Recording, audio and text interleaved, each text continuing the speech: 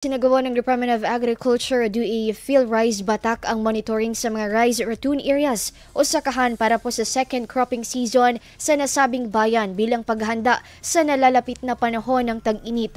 Kasama ang Municipal Agriculture Office, nilibot ng mga ito ang ilang ratoon areas sa iba't ibang barangay at nakipag-usap na rin sa mga magsasaka. Ito ay bilang pagtitiyak na maayos ang taniman ng palay, lalo pang lumakas ang produksyon nito. Ayon sa inisyatibo ng tanggapan sa ilalim ng proyektong Refining Ratooning Technology for Rice Harvested in Main Crop na layo na mapalakas ang tamang pamamahala sa mga pananim na palay at ratooning practices sa buong Ilocos Region. Hangad ngayon ang tanggapan na magtagumpay ang nasabing proyekto upang yumabong pa ang produksyon ng palay sa mga magsasaka sa rehiyon.